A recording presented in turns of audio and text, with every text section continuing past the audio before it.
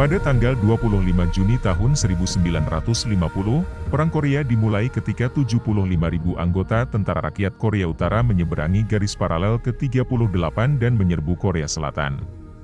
Peristiwa ini menjadi tindakan militer pertama pada masa Perang Dingin.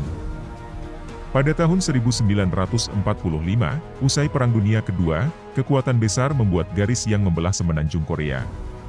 Garis itu memisahkan Republik Rakyat Demokratik Korea di utara yang didukung oleh Uni Soviet, dari Republik Korea yang didukung oleh Amerika Serikat di selatan. Pada dasarnya, konflik internal ini menjadi perang proksi antara kekuatan besar yang bentrok dalam hal komunisme dan demokrasi. Sekitar 2 hingga 4 juta orang tewas, 70% dari mereka adalah warga sipil.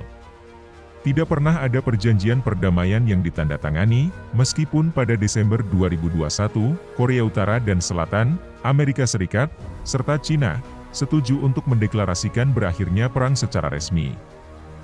Lantas, apa yang menyebabkan perang Korea itu terjadi? Dahulu, Korea merupakan kerajaan bersatu selama berabad-abad sebelum Jepang menguasainya setelah kemenangan Perang Rusia-Jepang.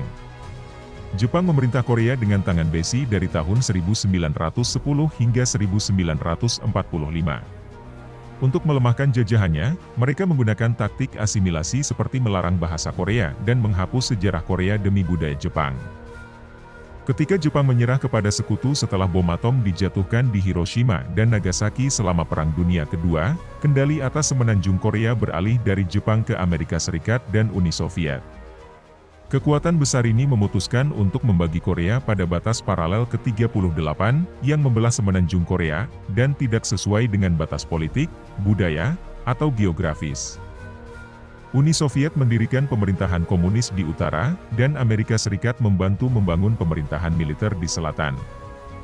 Pada saat itu, politik Korea mencakup rentang dari komunisme di sayap kiri hingga nasionalis sayap kanan, semuanya bersaing untuk berkuasa.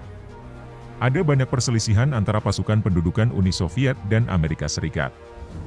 Dengan polarisasi kepemimpinan Korea, situasinya menjadi sangat tidak stabil. Kedua belah pihak melihat saingannya sebagai pemerintahan ilegal. Sehingga, keduanya ingin menyerbu yang lain untuk menyatukan Korea. Pertikaian perbatasan yang terjadi dari tahun 1948 hingga 1950, membuat ketegangan terus memanas. Pada tahun 1948, Amerika Serikat meminta Perserikatan Bangsa-Bangsa untuk mensponsori pemungutan suara bagi orang Korea untuk menentukan pemerintahan masa depan mereka. Namun, Korea Utara menolak berpartisipasi, sehingga Korea Selatan membentuk pemerintahan sendiri di Seoul di bawah Syman Rhee yang anti-komunis. Sebagai balasan, Kim Il-sung, mantan gerilyawan komunis, diangkat menjadi Perdana Menteri Republik Rakyat Demokratik Korea. Kim Il-sung pergi ke Moskow pada tahun 1949 dan tahun 1950 untuk mencari dukungan Uni Soviet untuk menyerbu Korea Selatan. Dia berhasil meyakinkan Joseph Stalin untuk berkomitmen memberikan dukungan untuk invasi Korea Selatan. Dia juga mendapat komitmen lisan dari Cina. Ketika Korea Utara menyerbu Korea Selatan pada tanggal 25 Juni 1950, Korea Utara berharap bahwa Amerika Serikat tidak ikut campur. Saat itu pasukan Korea Utara cukup kuat, mereka terdiri dari veteran berpengalaman pada Perang Saudara Cina yang baru berakhir pada Agustus 1949. Pasukan Korea Utara membuat kemajuan cepat ke arah selatan. Lantas, mengapa Amerika Serikat terlibat dalam Perang Korea? Awalnya, Amerika Serikat tidak ingin terlibat dalam jenis invasi apapun. Mereka tidak ingin terlibat dengan Korea Utara, apalagi Cina atau Uni Soviet. Namun, akibat sebuah peristiwa kunci, membuat Amerika Serikat mengubah jalannya. Pada 29 Agustus 1949, Uni Soviet meledakkan bom atom pertamanya.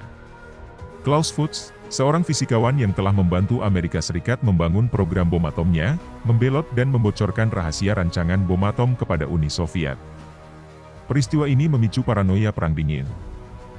Kemudian, pada 1 Oktober 1949, revolusioner komunis Mao Zedong mengumumkan pembentukan Republik Rakyat Cina setelah mengalahkan kaum nasionalis pimpinan Chiang Kai-shek yang didukung oleh Amerika Serikat. Ribuan tentara Cina dikirim untuk membantu Korea Utara. Mao Zedong sangat bersikeras membantu sekutu Korea Utaranya. Dia ingin meningkatkan prestise Cina di dunia komunis dengan membebaskan Korea Selatan dari kekuasaan imperialisme Amerika Serikat. Pada 14 April 1950, Presiden Amerika Serikat, Harry S. Truman, menerima dokumen yang dibuat oleh Departemen Pertahanan, Departemen Luar Negeri, dan CIA, yang memberikan saran kepada Presiden untuk mengembangkan industri pertahanan guna melawan ancaman komunisme global. Rekomendasi tersebut mengokohkan langkah Truman berikutnya. Pada 27 Juni 1950, Presiden Truman memerintahkan pasukan Amerika Serikat ke Korea Selatan untuk menggagalkan invasi Korea Utara. Truman menggunakan Korea untuk mengirim pesan bahwa Amerika Serikat akan menahan komunisme dan datang untuk membantu sekutu mereka.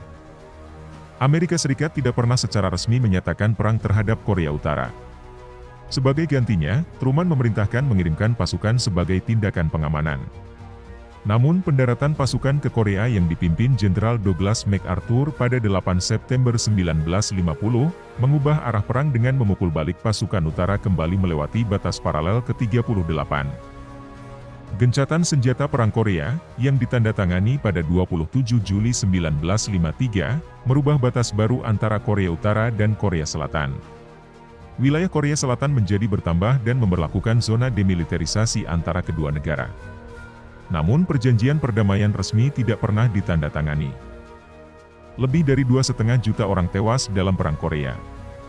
Meskipun pertukaran tawanan perang sudah dilakukan, 7.800 warga Amerika Serikat masih hilang dalam pertempuran, sementara Korea Selatan masih mencari lebih dari 124.000 tentaranya. Ketidakjelasan akhir Perang Korea, secara langsung mempengaruhi kebijakan Amerika Serikat. Korea sekarang dilihat sebagai perang yang berhasil menghentikan ekspansi komunis Cina di Asia. Meskipun telah berlalu puluhan tahun, perang ini terus mempengaruhi dinamika di Asia Timur dan bahkan hubungan global. Pertikaian ideologi, geopolitik, dan sengketa wilayah menjadi warisan perang ini yang masih tercermin dalam peristiwa masa kini. Di tengah perubahan zaman, perang ini tetap berbicara sebagai peringatan akan dampak tragis dari konflik, dan betapa pentingnya mencari jalan damai dalam menyelesaikan perbedaan-perbedaan yang ada.